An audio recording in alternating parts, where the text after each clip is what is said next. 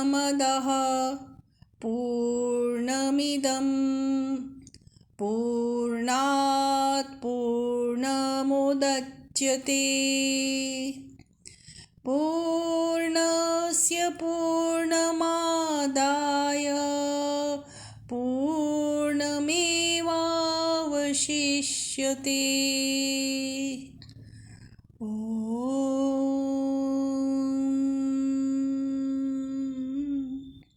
शांति शांति शांति।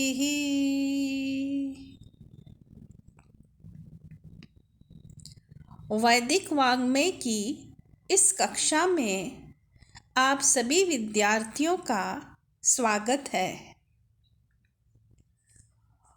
उपनिषदों के परिचय के क्रम में आज हम ईशावास्योपनिषद का परिचय प्राप्त करेंगे।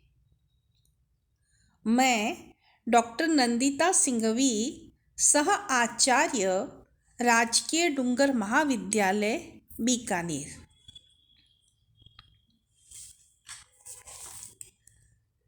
ईशावास्योपनिषद शुक्ल यजुर्वेद की काण्व संहिता और माध्यन्दिन संहिता के अंतिम 40वें अध्याय के रूप में प्राप्त होती है। इसका आरंभ ईशावास्यमिदं सर्वम इस पद से होने के कारण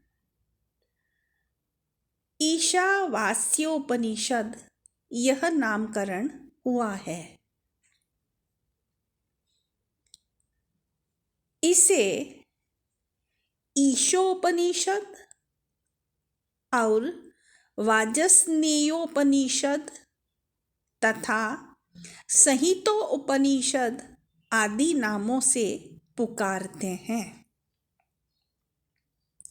इसमें केवल 18 मंत्र हैं। यह लघुकाय होने के कारण तथा महत्व की दृष्टि से महत्वपूर्ण होने के कारण अधिक लोकप्रिय है।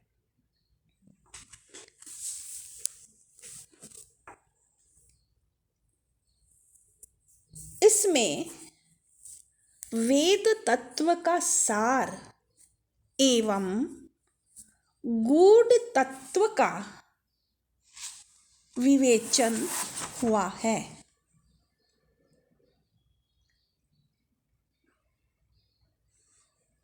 शुक्ल यजुर्वेद के 40वें अध्याय का नाम आत्मज्ञान है, क्योंकि इसका देवता आत्मा है। इसलिए इसे आत्मा अध्याय, ब्रह्म अध्याय, आत्म सूक्त, ईश सूक्त, आत्मोपनिषद, ब्रह्मोपनिषद आदि नामों से भी अभिहित किया जाता है।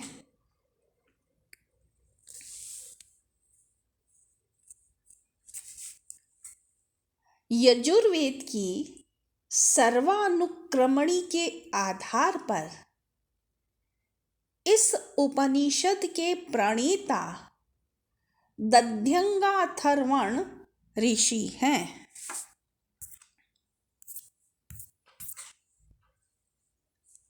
इस उपनिषद में आत्मा के स्वरूप का सर्वाधिक स्पष्ट वर्णन है। ईश्वर के स्वरूप और सामर्थ्य का वर्णन करते हुए इस उपनिषद में कहा गया है कि वह एक अचल, सबसे आदि, मन से वेगवान,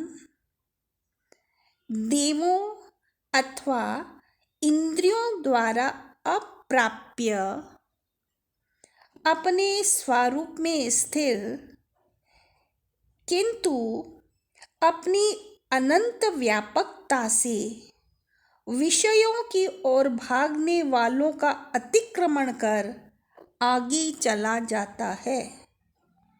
उस स्थिर ब्रह्म में वायु आदि देवता जल वर्षा आदि क्रिया धारण करते हैं। तो इस प्रकार से अनेजदेकम इत्यादि जो मंत्र है उसमें अद्वैतवाद का प्रतिपादन हमें देखने को मिलता है।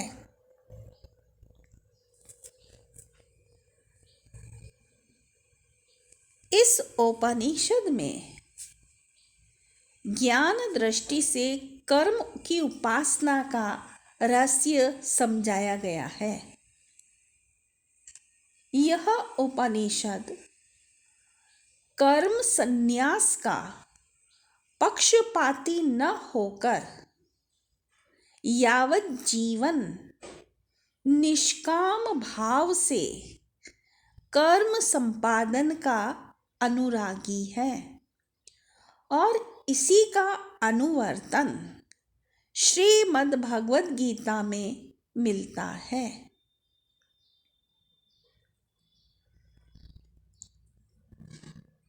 इस उपनिषद के प्रथम 3 मंत्रों में निम्न 5 कर्तव्यों का उल्लेख है जिसे अपनाकर मनुष्य ब्रह्म विद्या का अधिकारी बन सकता है।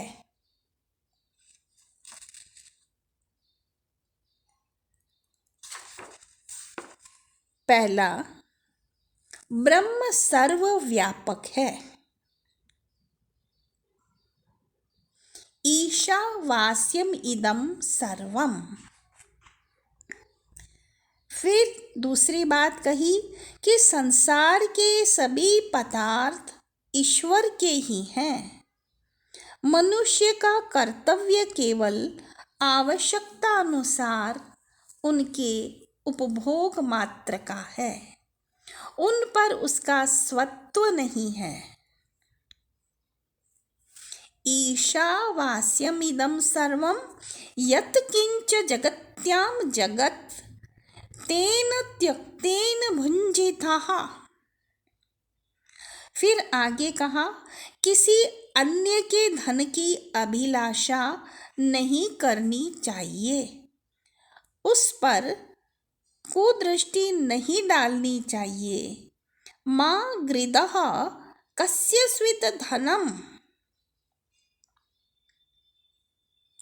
फिर आगे मनुष्य को फल की कामना का त्याग करके कर्तव्य बुद्धि से सभी कर्म करते रहने के लिए प्रेरित किया गया है, जिससे मनुष्य कर्मों में लिप्त नहीं होगा।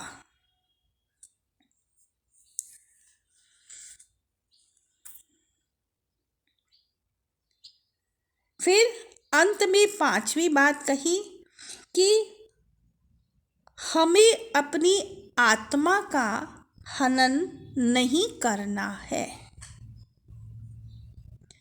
तो इस प्रकार से इस उपनिषद के 18 मंत्रों में विद्यमान जो ज्ञान है उसका पल्लवन हमें श्रीमद् भगवद गीता में देखने को मिलता है। तत्व ज्ञान के अतिरिक्त नीति विषयक अनेक जो प्रेरक निर्देश हैं वह हमें इस उपनिषद में देखने को मिलते हैं, जैसे कहा गया कि जो सब प्राणियों को अपने में और सब प्राणियों में स्वयं को देखता है, उसके पश्चात वह किसी भी प्राणी से घृणा नहीं करता। यस्तु सर्वाणि भूतानि आत्मन्येवानुपश्यति सर्वभूतेषु चात्मानं ततो न विजुगुप्सते।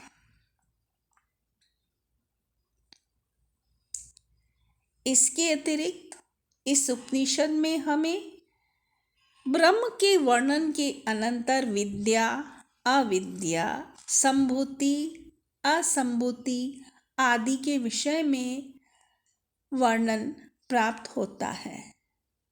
तो इस प्रकार यह एक महत्वपूर्ण उपनिषद है, क्योंकि यह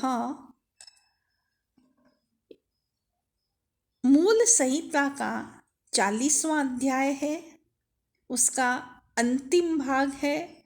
इसलिए उपनिषद श्रृंखला में इसे प्रथम स्थान दिया गया है।